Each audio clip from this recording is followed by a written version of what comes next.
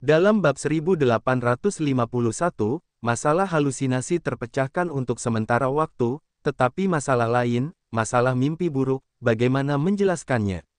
Selain itu, pertanyaan utama di sini, dia belum mengetahuinya, adalah mengapa ada begitu banyak roh dan tumbuhan yang tumbuh di sini.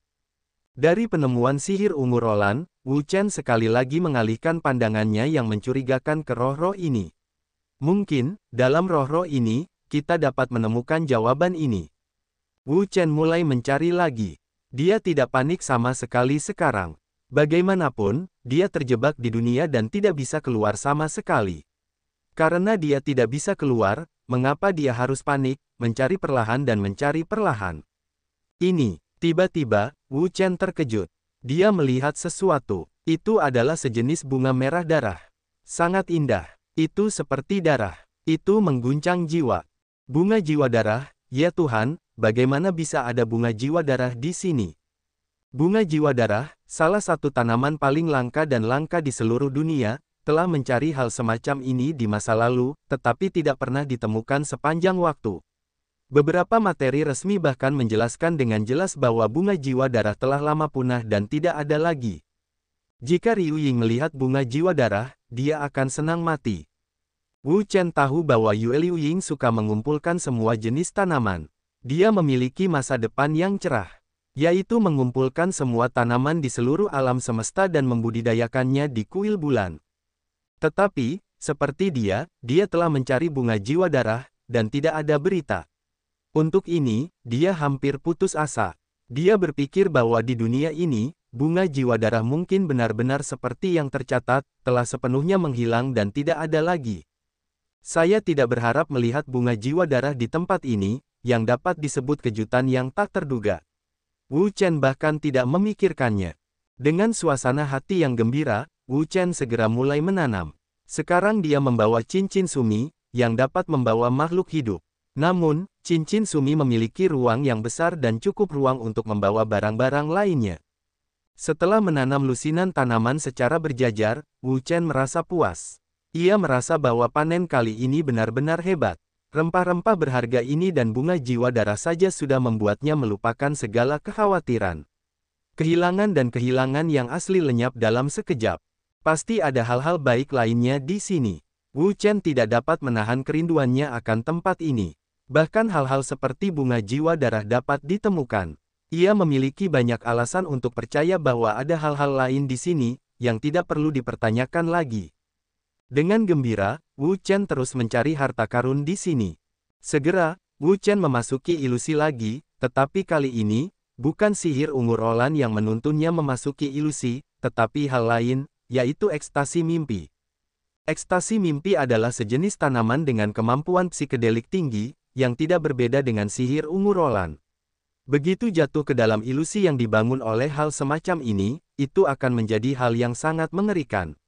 Bahkan yang kuat di alam dewa yang sebenarnya akan kehilangan diri mereka sendiri jika memungkinkan. Yang benar-benar membuat hal semacam ini terkenal di dunia bukanlah hal-hal lain, tetapi seorang Raja Dewa. Gelar Raja Dewa disebut Raja Perasaan Mimpi. Cara kesaksian Raja Perasaan Mimpi sangat aneh. Itu adalah cara kesaksian emosi. Cara kesaksian ini sangat langka. Raja Mimpi sangat tergila-gila dan mencintai seluruh hidupnya. Dia hanya mencintai istrinya. Namun, istrinya adalah manusia biasa. Dia tidak memiliki kemampuan untuk berlatih dan meninggal lebih awal. Namun, Raja Mimpi enggan mempercayai kenyataan bahwa istrinya telah meninggalkan dunia, jadi dia mulai menumbuhkan kegilaan mimpi. Dia kehilangan dirinya dalam alam mimpi yang diciptakan oleh kegilaan mimpi, memanjakan dirinya sendiri, dan berada dalam fantasi untuk menemukan istrinya dan bersatu kembali dengan istrinya. Akan tetapi, sungguh tidak masuk akal bahwa Raja Mimpi itu telah tersublimasi di alam mimpi, dan menemukan jalan yang berbeda. Jalan ini adalah jalan cinta, dan karenanya membuktikan jalan menuju Tuan. Pada saat yang sama, Raja Mimpi itu juga terkenal di seluruh alam semesta, dipuji sebagai hal yang paling tergila-gila di dunia. Akan tetapi, Wu Chen menggelengkan kepalanya. Di manakah hati si pemimpi ini? Itu hanyalah semacam hal yang bersifat halusinogen. Di dunia ini, orang-orang yang dapat bersaksi dalam halusinasi si pemimpi takut bahwa si pemimpi adalah satu-satunya. Dia tidak mengumpulkannya, karena benda itu ada di mana-mana, bahkan di kerajaan dannya, jadi dia tidak perlu melakukannya. Terlepas dari mimpi ini, Wu Chen terus mencari sesuatu yang berharga baginya. Awan-awan bersinar. Setelah beberapa saat, Wu Chen melihat benda lain yang disebut Yun Fang Hua. Alasan mengapa dia tertarik pada benda ini adalah karena dia membutuhkan benda ini untuk formula tubuh emas tingkat ke-7, yang dia cari di kota cahaya biru, tetapi dia tidak menemukannya. Awalnya, dia berpikir akan pergi ke dunia lain untuk mencari benda ini, tetapi karena dia menemukannya di sini, dia tidak perlu pergi ke tempat lain untuk mengambilnya langsung di sini. Selanjutnya, Wu Chen terus mencari di sini. Selama periode ini, dia menemukan beberapa hal yang berharga. Di antaranya, ada 5 cara yang berguna untuk mempraktikkan formula tubuh emas abadi, dan ada 3 spesies yang sangat terancam punah. Yang disebut spesies yang sangat terancam punah adalah spesies yang terancam punah. Di dunia ini, karena semua jenis faktor, beberapa spesies dan organisme berada dalam keadaan yang sangat langka. Ketika jumlah statistik dari hal semacam itu kurang dari 1000, itu akan terdaftar sebagai terancam punah. Kita harus menyadari bahwa dunia harus tahu bagaimana menghargainya, mencoba melindunginya, dan jangan biarkan itu punah. Ketika jumlah suatu organisme kurang dari 100, maka organisme tersebut sangat terancam punah. Jika kita tidak fokus pada perlindungan, maka organisme tersebut dapat punah kapan saja. Di wilayah Danji, beberapa makhluk yang sangat terancam punah telah dibudidayakan. Selain itu, beberapa makhluk yang sangat terancam punah juga telah dibudidayakan di Istana Dewa Bulan, hanya untuk mencegah makhluk tersebut menghilang dari dunia. Karena Anda dapat melihat makhluk yang sangat terancam punah di sini, Wu Chen secara alami terkejut. Dia dengan hati-hati memindahkan mereka ke dalam cincin sumi, seperti menjaga barang-barang kesayangannya. Hahaha, panen besar. Ini benar-benar panen besar. Wu Chen tertawa dan terlalu senang untuk menggambarkannya. Dia tidak sabar untuk kembali ke dunia luar dan berbagi hasil panennya dengan orang lain. Saya yakin orang-orang itu akan sangat senang ketika mereka melihatnya. Dengan perasaan terkejut, Wu Chen terus menyelam lebih dalam dan mencari. Ini, Wu Chen menatap pohon besar di depannya, wajahnya terkejut. Dia tidak percaya. Akar emas. Ya, inilah yang sangat diinginkan Jin Huanggen. Jin Huanggen, ini adalah benda yang sangat langka. Di seluruh dunia, ini juga merupakan benda langka. Tidak seorang pun dapat mengetahui keberadaannya. Dulu, teman Wu Chen menghabiskan 2000 tahun untuk mencari Jin Huanggen, dan akhirnya menemukannya. Sekarang, akar emas besar terpampang di depan Wu Chen. Perasaan seperti ini, bagi Ye Tian, sama tidak nyata seperti mimpi. Butuh waktu lama bagi Wu Chen untuk bangun dari keadaan terkejutnya. Bukan karena tekadnya tidak cukup kuat, tetapi karena dia sangat terkejut. Dia tidak pernah bermimpi bahwa Jin Huanggen berada di tempat seperti itu. Berusaha menekan kegembiraan di hatinya, Wu Chen berjalan di sekitar akar emas ini, maju mundur, ke kiri, ke kanan, ke depan dan ke belakang. Semakin dia melihat, semakin terkejut, semakin bersemangat dia melihatnya. Ya, ini adalah akar emas yang harus dia temukan. Hahaha, aku menemukan Jin Huanggen. Wu Chen tidak bisa menahan tawa lagi. Dia sangat senang. Dia pikir jika dia ingin menemukan Jin Huanggen, dia tidak tahu seberapa keras dia harus bekerja dan seberapa besar dia percaya. Tetapi dia tidak menyangka akan menemukan Jin Huanggen di tempat ini. Dengan Jin Huanggen, kepercayaan diri Wu Chen pada formula tubuh emas abadi miliknya meningkat drastis. Dia yakin bahwa dia akan dapat mengumpulkan semua bahan yang diperlukan untuk formula tubuh emas abadi miliknya dan berhasil memberikan keterampilan ini untuk dilatih. Dengan rasa terkejut, Wu Chen menghabiskan beberapa hari untuk memindahkan akar emas ini ke cincin sumi miliknya. Selain akar emas ini, Ye Tian melihat 3 akar emas yang lebih kecil. Dia tidak mendapatkan akar kecil ini, jadi dia membiarkannya tinggal di sini dan tumbuh dengan tenang. Lagi pula, di kehidupan sebelumnya, dia tidak tahu bagaimana menggunakan kata-kata untuk menggambarkan keterkejutan di hati Wu Chen. Lagi pula, dia tidak tahu berapa banyak orang yang telah dia cari dan berapa banyak hubungan yang telah dia percayakan, dan dia tidak dapat menemukan Jin Huanggen. Sekarang, dia bahkan menemukan akar emas di tempat ini. Setelah menemukan akar Jin Huang, Wu Chen terus mencari, berharap menemukan lebih banyak hal.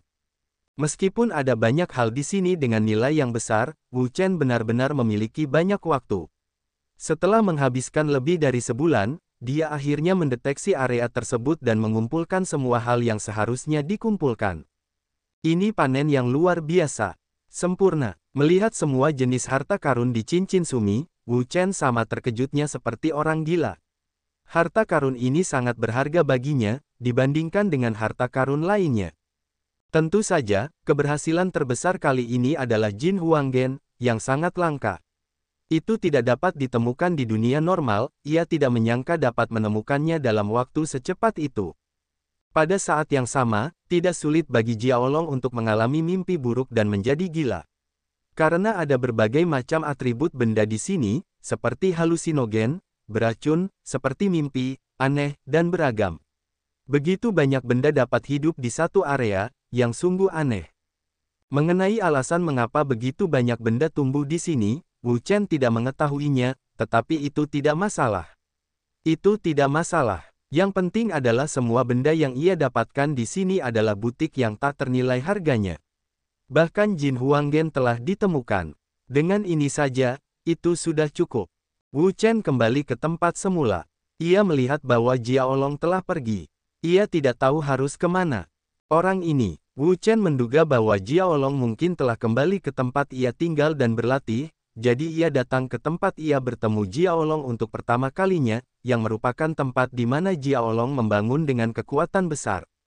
Namun, ketika ia datang ke sini, ia menemukan bahwa tidak ada apa-apa selain lubang. Adapun Jiaolong, tidak ada bayangan. Orang ini, dia tidak akan melarikan diri. Wu Chen tahu bahwa setelah Perang Dunia Pertama, Jiaolong sangat takut padanya. Dia takut Jiaolong akan membunuhnya dan melepaskannya sepenuhnya. Untuk ini, Wu Chen tidak peduli. Apakah Jiaolong ada di sini atau tidak, itu tidak ada hubungannya dengan dia. Jika dia ada di sini, dia dapat membantunya. Lagi pula, jika bukan karena dia tidak akan menemukan begitu banyak harta karun. Jika dia tidak ada di sana, tidak mungkin. Lupakan saja. Tetapi sekali lagi, bahkan jika tidak ada Jiaolong, dia pasti dapat menemukan tempat itu. Karena begitu dia tidak dapat menemukan jalan keluar, dia akan berjalan-jalan di ruang ini seperti Jiaolong yang asli, dan berkeliaran. Ketika saatnya tiba, dia pasti akan menemukan tempat yang bagus. Sudah waktunya untuk pergi ke sisi lain. Seperti yang dikatakan Jiaolong sebelumnya, ada dua tempat ajaib di ruang ini, satu di selatan dan yang lainnya di utara. Di antara keduanya, tempat di selatan telah dieksplorasi. Selanjutnya, tempat yang ingin dia jelajahi adalah tempat di utara. Di utara, ada jurang yang pernah dijelajahi Jiaolong dan tidak menemukan apapun. Namun, Wu Chen masih penasaran dengan tempat itu. Sekarang, dia tidak bisa keluar dan tinggal di sini. Lebih baik pergi ke sana dan melihat-lihat. Mungkin dia bisa menemukan sesuatu yang tidak ditemukan Jiaolong. Itu belum tentu benar. Wu Chen pergi jauh ke utara untuk mencari tebing yang dikatakan Jiaolong. Jiwanya menyebar dan melakukan pencarian menyeluruh. Segera, dia mengunci sebuah tempat. Seharusnya ada di sana. Setelah mengunci posisi, Wu Chen langsung lewat. Tidak lama, dia sampai di jurang di sini. Mendarat di atas tebing, Wu Chen melihat sekeliling. Tebing ini sangat dalam. Dia tidak tahu apa yang ada di dalamnya. Di tebing, ada sejenis rumput aneh. Kelihatannya seperti pakis, tetapi tidak terasa seperti itu. Berdiri di puncak tebing untuk waktu yang lama, Wu Chen mencari kemungkinan anomali, tetapi Wu Chen tidak menemukan apapun, jadi dia mengunci pandangannya pada bagian tebing yang dalam. Mungkin, keanehan Jiaolong adalah bagian tebing yang dalam. Dari atas ke bawah, kecepatan Wu Chen cepat, pada saat yang sama, kekuatan jiwanya juga meluas, terus-menerus mendeteksi ruang di sekitarnya, mencari kemungkinan rahasia. Tetapi, seperti sebelumnya, tidak ada apa-apa. Langsung ke dasar. Setelah menjelajah sebentar, Wu Chen tidak menemukan apapun. Wu Chen tidak menjelajah lagi. Dia langsung pergi ke tempat terdalam untuk melihat apakah dia bisa menemukan sesuatu di tempat terdalam itu. Meskipun sangat dalam, itu tidak mungkin tak berujung, jadi setelah 1 jam, Wu Chen akhirnya sampai di ujung.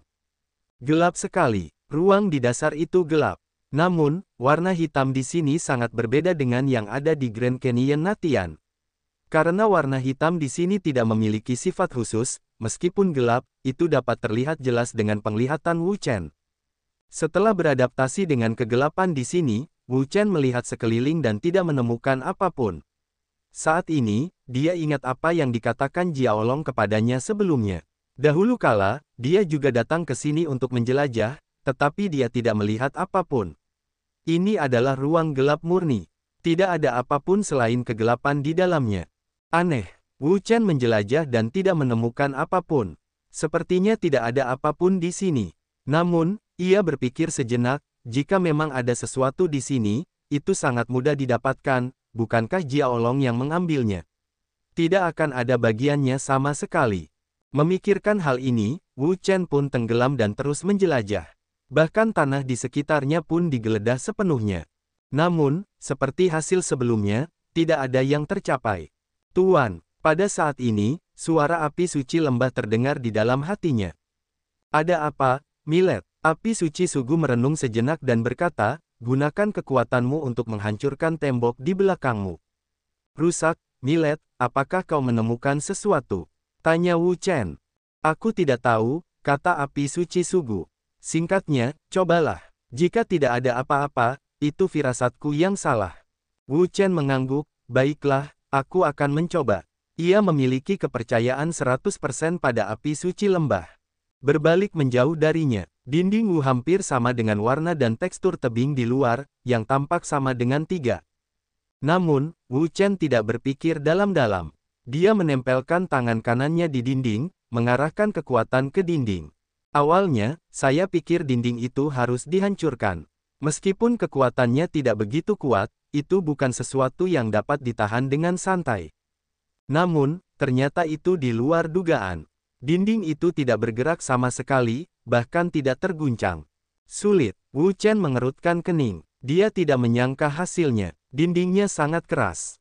Wu Chen menganggapnya serius. Dia meletakkan tangan kanannya di dinding dan meneguk banyak. Dia menuangkan kekuatannya ke dinding. Kekuatan ini sangat kuat. Ketika dia menabrak dinding, seluruh dinding bergetar hebat dan bergetar tanpa henti. Tampaknya dia tidak sanggup menahannya. Bukan hanya dinding ini yang berguncang, tetapi seluruh tebing juga berguncang, seolah-olah akan digulingkan seluruhnya. Kekuatan Wu Chen saat ini adalah surga 5 lapis semi-ilahi. Begitu dia menjadi serius, bahkan dunia kecil pun dapat digulingkan. Dinding ini, di bawah serangan kekuatan Wu Chen, sama sekali tidak dapat menahannya. Retakan menyebar dari tangan ke tangan dan menyebar ke segala arah, menyapu seluruh dinding. Bang! Akhirnya, dinding itu tidak dapat lagi menahan kekuatan teror, langsung hancur berkeping-keping. Setelah dinding itu hancur, Wu Chen melihat ke dalam, tetapi yang mengejutkannya, tidak ada apa-apa, dan dinding itu masih ada di dalam. Xiao Gu, lihat di sini. Wu Chen bertanya kepada Sugu tentang api suci. Dia menghancurkan dinding itu, tetapi dia tidak menemukan apapun. Dia melihatnya, merenung sejenak, dan berkata, Tuan, coba lagi dan masuk lebih dalam. Apakah Anda yakin ada sesuatu di dalamnya? Wu Chen penuh dengan kecurigaan. Saya tidak yakin, kata api suci. Saya tidak yakin. Mengapa Anda ingin saya masuk lebih dalam? Itu karena aku tidak yakin apa yang ada di dalamnya, jadi aku harus masuk lebih dalam, kata api suci. Ketika Wu Chen memikirkannya, dia pikir itu masuk akal. Baiklah, jika kamu tidak menemukannya, awas saja. Api suci Sigu terkekeh, Tuan tidak tega memukul pantatku. Wu Chen tidak berbicara dengan api suci Sugu. Dia masuk lebih dalam dan meletakkan tangan kanannya di dinding untuk menggerakkan kekuatannya. Hancurkan untukku. Wu Chen minum banyak, tubuh dantiannya berputar, kekuatan yang kuat, mengalir ke dinding, kali ini, dia menggunakan 70% dari kekuatannya. Boom! Seketika, seluruh tebing berguncang hebat. Kekuatan besar, yang bekerja di bawah tanah, seperti gempa bumi di kedalaman, yang membuat seluruh tebing runtuh. Kerikil tak berujung berguling ke bawah tanah, menderu seperti banjir gunung. Pada saat ini, banyak makhluk di ruang ini memiliki induksi, menderu dan menderu ke sisi ini satu demi satu, kekuatan yang mengerikan, lapis demi lapis, gelombang demi gelombang. Tidak, ini terlalu sulit. Wu Chen berteriak dengan keras. Dia tidak menyangka serangannya akan menghancurkan seluruh tebing. Kerikil yang tak berujung akan menggelinding ke bawah. Hampir dalam sekejap, dia akan mengisi semua tempat yang dia datangi sebelumnya, dan kerikil akan menumpuk semakin tinggi. Neneknya, aku dikubur hidup-hidup. Wu Chen merasa sangat kesal. Sekarang, semua sisinya adalah dinding batu, dan semua tempat yang dia masuki terhalang oleh kerikil. Seperti itulah rasanya dikubur hidup-hidup. Haha, melihat ini, dia tertawa. Apa yang kamu tertawakan? Itu bukan ide burukmu. Wu Chen menatap api suci Sugu. Api suci Sugu masih tertawa. Seluruh ruangan dipenuhi tawanya yang seperti lonceng perak. Suara ini mengingatkan Wu Chen pada waktu sebelumnya, dia sering pergi menjelajahi ruang angkasa yang berbeda sendirian, jadi bintang dan sebagainya. Itu ditemani olehnya, yaitu, api suci lembah. Suara yang tertinggal di telinganya juga merupakan suara jernihnya seperti lonceng perak. Apakah kamu ingin melanjutkan? Terserah, kata api suci Sugu. Terserah. Mendengar ini, Wu Chen hampir marah. Alasan mengapa dia menyerang tembok adalah karena kata-kata api suci Sugu. Jika bukan karena ini, dia penuh dengan makanan dan menembaki tembok, sehingga dia terkubur oleh batu-batu. Akibatnya, orang ini begitu baik sehingga dia hanya asal-asalan. Di bab 1854, saat aku keluar, aku akan menghajarmu sampai berkeping-keping, kata Wu Chen dengan marah. Api suci Sugu terkekeh dan tertawa. Setiap kali, sang guru mengatakan itu, tetapi dia tidak pernah memukulnya, karena sang guru sudah terlambat menyakitinya, bagaimana mungkin dia menyerah untuk memukulnya. Hancurkan untukku. Wu Chen meledak dengan pukulan keras dan kuat, dan melampiaskan semua amarahnya ke dinding di sekitarnya. Ledakan. Seluruh ruangan bergetar hebat. Energi yang kuat meledak dari seluruh dinding, membuat potongan-potongan beterbangan kemana-mana. Aku tidak tahu berapa banyak potongan yang runtuh dari atas, memenuhi seluruh ruangan, dan bahkan beberapa potongan menghantam tubuh Wu Chen. Namun, potongan-potongan itu hancur lagi sebelum mencapai sisi Wu Chen, dan mereka tidak dapat melukainya sama sekali. Aku ingin melihat apa yang bisa kamu dapatkan di sini. Wu Chen terus menghancurkan dinding seperti mesin penggali terowongan, terus-menerus menggali dinding, seolah-olah ingin mengebor seluruh ruang bawah tanah. Panas sekali. Entah berapa banyak dinding yang hancur, dan berapa banyak batu yang hancur. Wu Chen tiba-tiba menemukan bahwa ruang di sekitarnya menjadi sangat panas, seperti berada di tungku besar. Apakah Anda menemukan lapisan magmatik bawah tanah? Wu Chen tahu bahwa di banyak bagian dunia, ada zona lava panas, yang juga merupakan penyebab letusan gunung berapi di banyak bagian dunia. Hancurkan untukku. Wu Chen tidak terlalu peduli. Dia meninju dengan keras. Ruang di depannya tiba-tiba hancur. Seketika, aliran lava panas mengalir ke arahnya untuk menghanguskannya. Namun, kultivasi Wu Chen sangat kuat. Meskipun lava ini mendominasi, tidak ada masalah baginya sama sekali. Ketika lava datang, dia bahkan tidak mengerutkan kening. Lava panas berguling ke bawah dan menghantam Wu Chen dengan gila, tetapi itu tidak membahayakannya. Hancurkan untukku. Wu Chen mengepalkan tinju, dan sepotong lava di depannya langsung hancur. Dia sama sekali tidak tahan dengan kekuatan Wu Chen. Selangkah demi selangkah, berjalan di dalam lahar, Wu Chen tidak pernah terpengaruh oleh lahar. Lahar ini sama sekali tidak dapat membahayakannya. Wah, entah berapa lama waktu yang dibutuhkan. Tiba-tiba, gelombang kuat keluar dari lahar. Kekuatan yang kuat, seperti gelombang, menyapu dan menenggelamkannya. Ada makhluk. Seberapa tajam persepsi Wu Chen? Dia segera menjawab bahwa mungkin ada makhluk di ruang ini. Bang, itu masih merupakan ledakan, kekuatan super, seperti letusan gunung berapi, langsung dikeluarkan, disapu dan dibuka, perkasa. Segera, gelombang kekuatan yang kuat keluar dari lapisan lahar. Gelombang ini, seperti ledakan bom, meledakkan lapisan magma dan menyebar jauh dan luas. Ah! Terdengar teriakan dari kejauhan. Makhluk misterius diserang dan langsung dihancurkan oleh Wu Chen. Ternyata itu kadal lava. Kadal lava, sejenis makhluk yang hidup di dunia magma, hidup dari lava dan magma. Ia tersebar luas di dunia lava, dan kekuatannya relatif kuat. Saat dewasa, ia memiliki kekuatan lingkungan legendaris. Beberapa dari mereka dapat tumbuh ke lingkungan semi-ilahi. Bahkan Wu Chen telah melihat kadal lava pada tingkat lingkungan ilahi yang sebenarnya. Setelah membunuh kadal lava, Wu Chen tidak mempedulikannya lagi. Ia terus maju dan masuk lebih dalam. Sekarang, ia telah memasuki dunia bawah tanah. Bahkan jika ia menerobos seluruh dunia bawah tanah, ia akan pergi untuk melihat apa yang ada di ujungnya. Di masa lalu, ketika ia terjebak di ruang yang berbeda, ia menggunakan metode ini. Karena metode lain tidak bagus, ia langsung menggunakan metode menembus tanah untuk menemukan jalan keluar. Keberadaan ruang yang berbeda bergantung pada ruang utama asli, dan ruang yang berbeda sebelumnya, yang berada di benua cahaya biru, bergantung pada benua cahaya biru. Dalam waktu seperti itu, entah berapa lama Wu Chen melewati lapisan lava, lalu ke lapisan air bawah tanah, lalu ke tempat keras lainnya, dan seterusnya. Pada saat ini, Wu Chen tiba di dunia yang gelap. Tunggu sebentar. Wu Chen berhenti dan berkata, "Ada apa? Tuan, apakah Anda merasakan napas di sini? Apakah ada perasaan deja vu?" Mendengar ini, Wu Chen langsung merasakannya. Dia memang merasakannya. Suasana di sekitarnya benar-benar familiar. Dia merasa familiar, namun, dia tidak ingat di mana dia bertemu dengannya. "Tuan, keluarkan bayangan tinta itu, saya mungkin tahu di mana itu."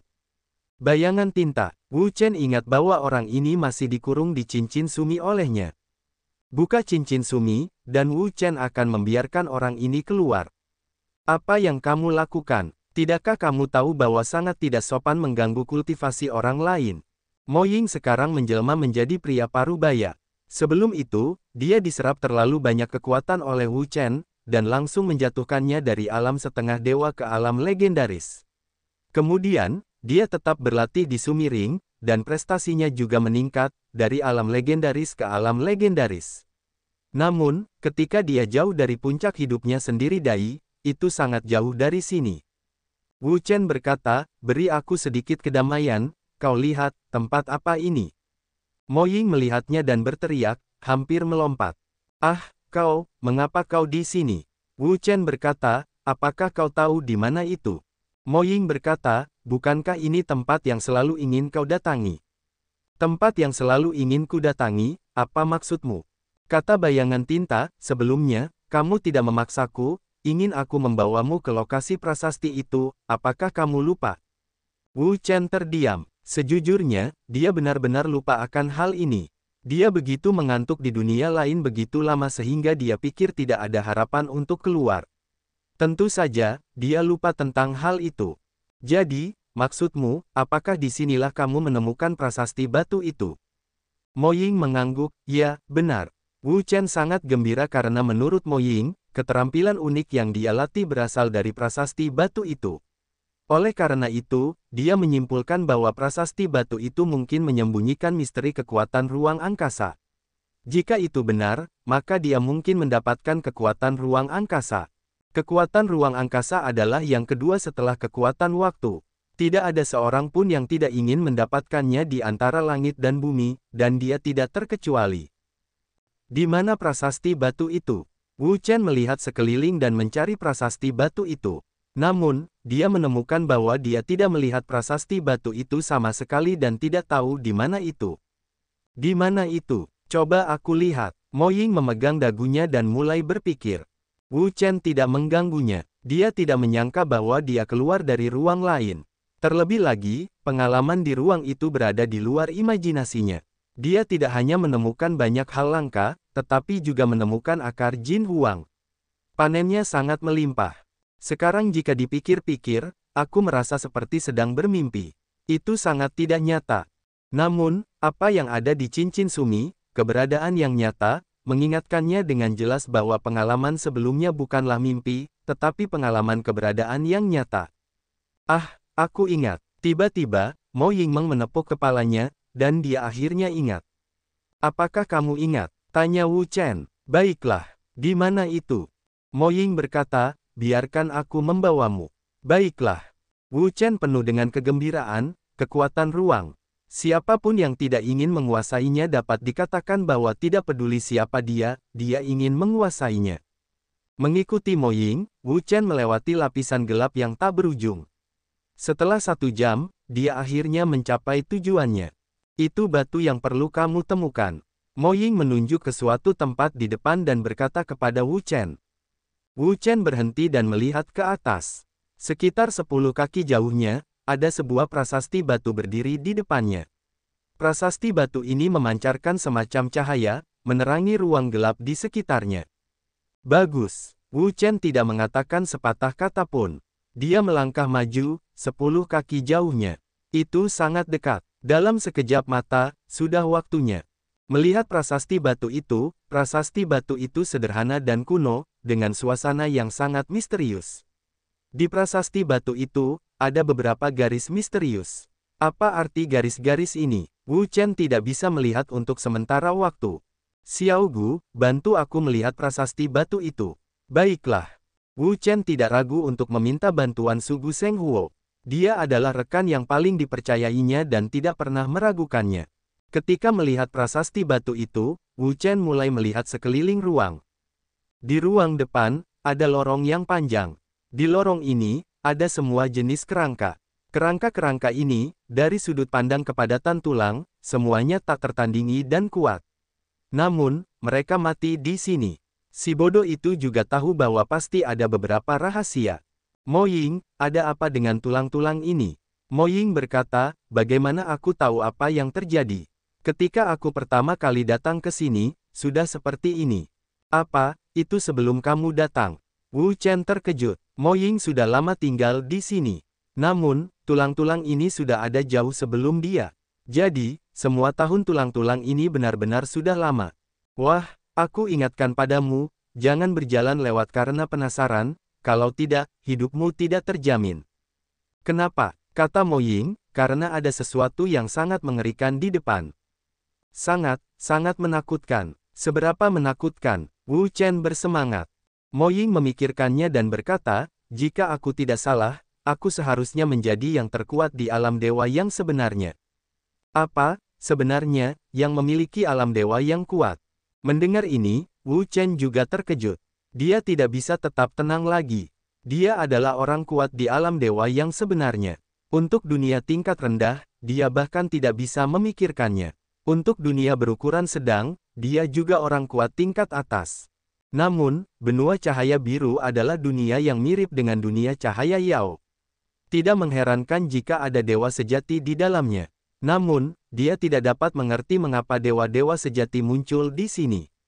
Sebenarnya, aku tidak dapat menilai apakah dia adalah kekuatan dewa sejati atau tidak, tetapi dari momentum yang dipancarkannya, dia jauh melampaui kekuatan semi-dewa, jadi aku menyimpulkan bahwa dia mungkin adalah kekuatan dewa sejati.